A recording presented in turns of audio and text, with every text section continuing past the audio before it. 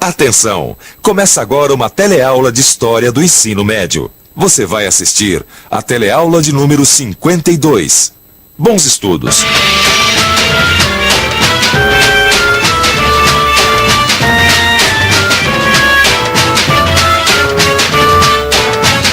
Já imaginou só o que aconteceria se de uma hora para outra fosse proibida a propriedade privada de bancos, terras, minas, fábricas e do comércio? Já pensou sobre isso? E a Revolução Russa é exatamente o tema dessa teleaula. Nesta teleaula você vai conhecer como era a Rússia na época da monarquia. Vai ver os grandes problemas que provocaram revoltas populares e aprender como os comunistas chegaram ao poder.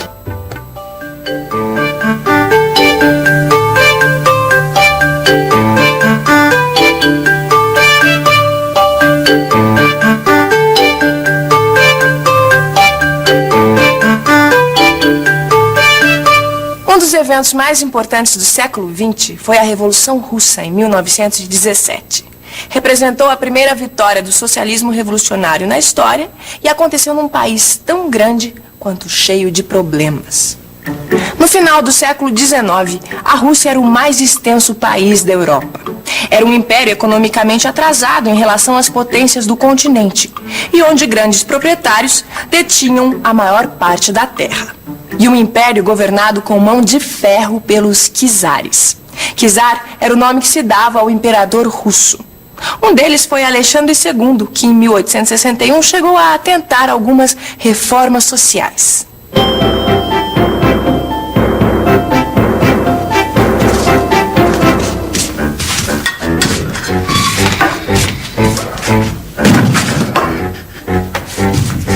Que bela reforma essa do czar Alexandre II, hein?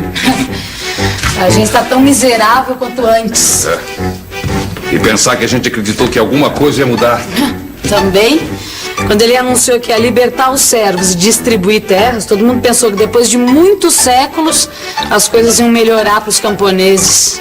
E agora os servos libertos não têm como sobreviver. E as terras estão quase todas nas mãos dos nobres. Olha, só quem se deu bem foram os kulaks. Os kulaks.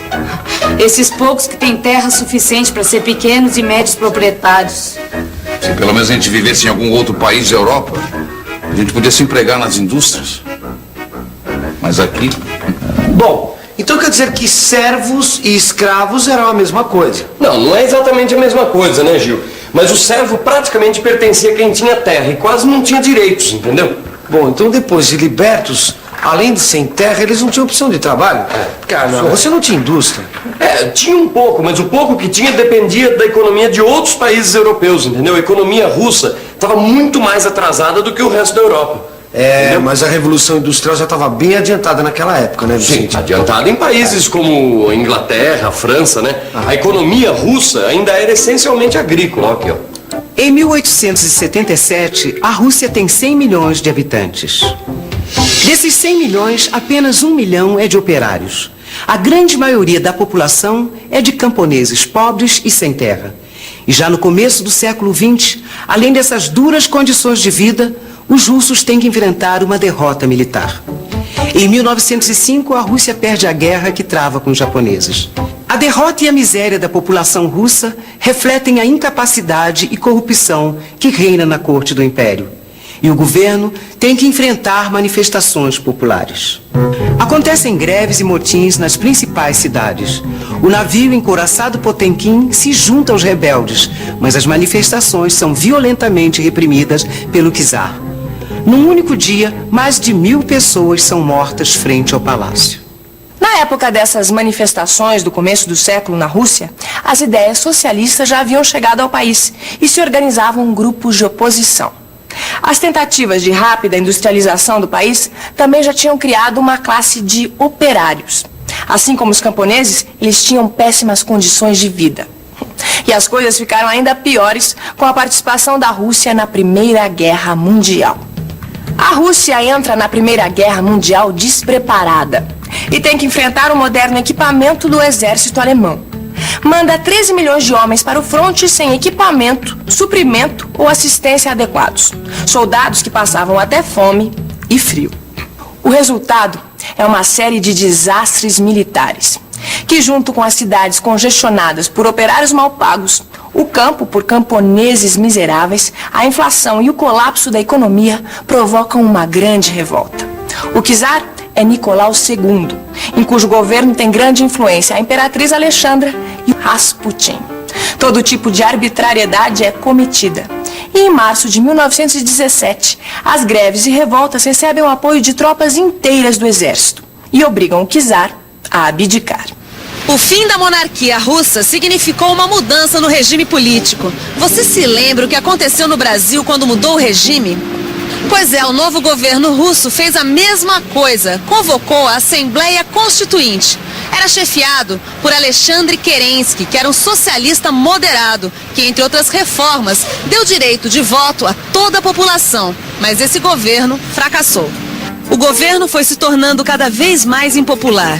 Uma das causas era a sua insistência em continuar a guerra contra a Alemanha e a falta de solução para os problemas econômicos da Rússia. Outro fator do fracasso era a disputa pelo poder de vários setores envolvidos na queda do czar. Para a gente entender direitinho este confronto de forças, é melhor a gente pensar um pouco.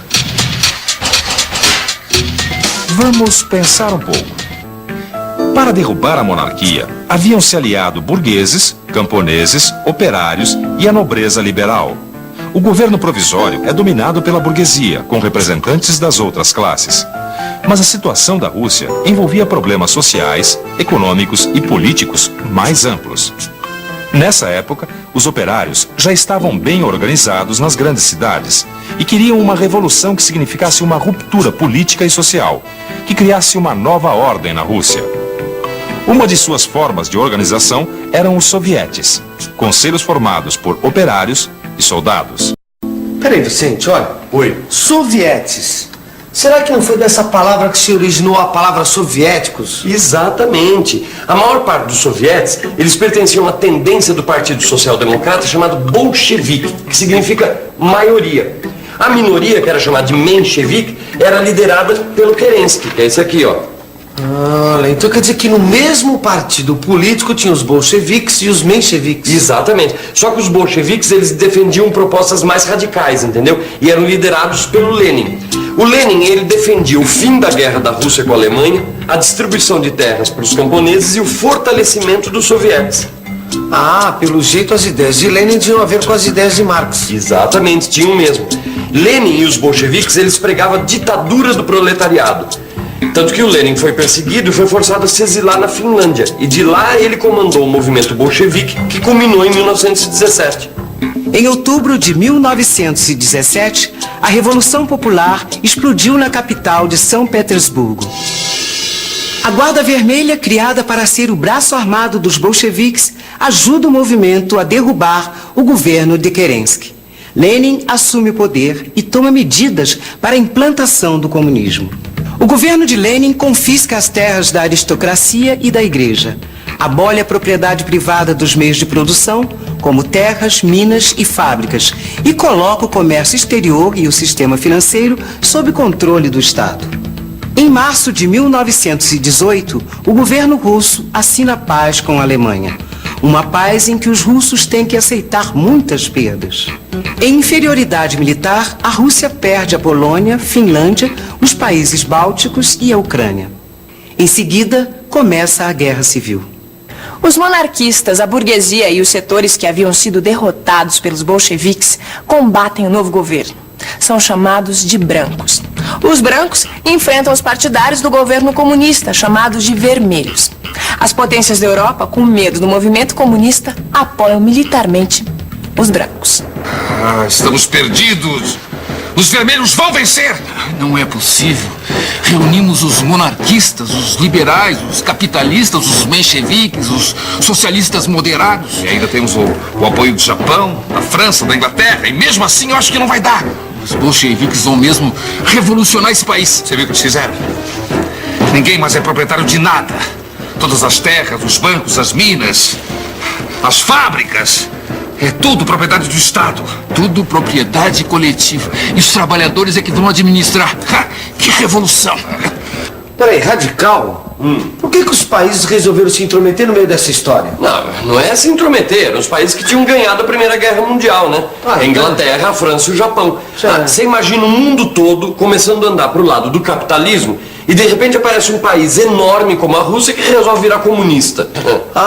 Então eles achavam a vitória dos comunistas russos uma ameaça.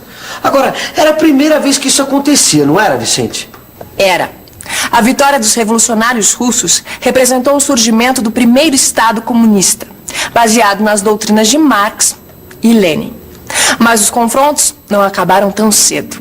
No campo, os kulaks, médios proprietários, foram acusados de trair a revolução e executados. A família do czar, que estava presa, é fuzilada. E a divisão das terras e formação de cooperativas rurais não alivia a fome que atinge boa parte da população. Lenin enfrenta a crise criando uma nova política econômica, uma série de reformas de caráter capitalista e modernizador com o objetivo de acabar rapidamente com o que ainda restava da economia feudal na Rússia. Mas a esta altura, o Partido Comunista, além de Lenin, tem dois outros líderes disputando o poder, Trotsky e Stalin. Trotsky acreditava que a revolução só seria sustentável se ela se tornasse internacional, enquanto Stalin defendia o fechamento da revolução no plano nacional, para fortalecer o desenvolvimento interno. Stalin vence a disputa e assume o governo após a morte de Lenin, em 1924. Caro mano, finalmente cheguei a Moscou. Uma das coisas mais impressionantes é o Kremlin. Em séculos passados, já foi casa e sede do governo de imperadores. E voltou a ser centro político do país, desde que a Revolução de 1917 mudou novamente a capital de São Petersburgo para Moscou. Um mausoléu abriga o corpo de Lenin. A Revolução Russa, a vitória dos comunistas e as ideias de uma sociedade diferente marcaram a história do século XX. Vale a pena a gente revisar. E atenção, se liga aí que é hora da revisão.